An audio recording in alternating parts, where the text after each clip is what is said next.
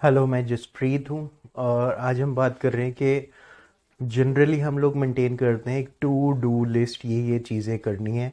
और उसमें बड़ी सारी आइटम्स लिख देते हैं कि ये हमें करना है।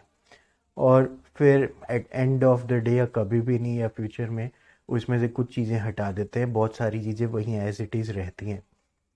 अब मैं प्रपोज ये कर रहा हूँ आपको, जो कि आप देख रहे हो पैटर्न, कि हमें क्या चाहिए वो क्लियर होना ज़्यादा ज़रूरी है। ठीक है, आपको बड़ी सारी चीज़ें चाहिए, पर सारी चीज़ें इक्वल वेट नहीं करती आपकी लाइफ में। कुछ चीज़ें ज़्यादा ज़रूरी है, कुछ चीज़ें ज़्यादा अच्छी लगती हैं, कुछ चीज़ें कम अच्छी लगती हैं। तो वांटेड अनवांटेड, ठीक है, आइडिया ये है कि सब कुछ हो जाए, पर सब कुछ हो नहीं पाता है। तो मैं प्रपोज ये कर रहा हूँ कि आप एक और लिस्ट बनाते हो जिसका नाम है done this today list. Done this list. तो डन दिस लिस्ट में आप क्या करते हो?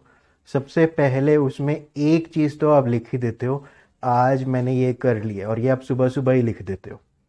कैसे लिखते हो? फ्यूचर टेंस में, जैसे कि आप शाम को लिख रहे हो, आज मैंने ये कर लिया है, I have finished X Y Z, या I have done 60% of X Y Z, मैं काम पूरा कर लिया, या इसका 60% काम मैंने आज पूरा कर लिया। अब इतना आइडिया आपको लग जाता है सुबह सुबह।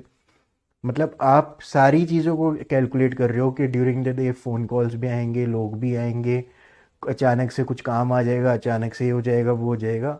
सब कुछ कैलकुलेट करके लगता है ये एक काम में इतना तो आज कर ही लूँगा। ठीक है, इस एंगल से आप लिख रहे हो डन दिस टुडे लिस्ट।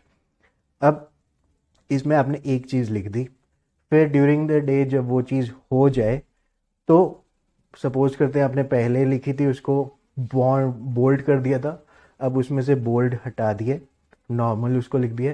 फिर आप नेक्स्ट चीज़ इमिडिएटली लिख देते हो डन दिस टुडे लिस्ट में, कि नेक्स्ट आप अगली चीज़ लिख रहे हो कि ये काम मैंने इतना कर लिया है, या ये काम मैंने कर लिया है, फ्यूचर टेंस में ही।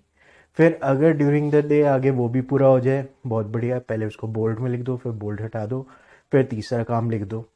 इस प्रोसेस में होगा क्या कि आपके सामने ना बड़ी सारी ऑप्शंस आती रहेंगी, पर एक चीज़ आपके बैकग्राउंड में चलता रहेगा, ये मेरे को एक चीज़ पूरी करनी है आज।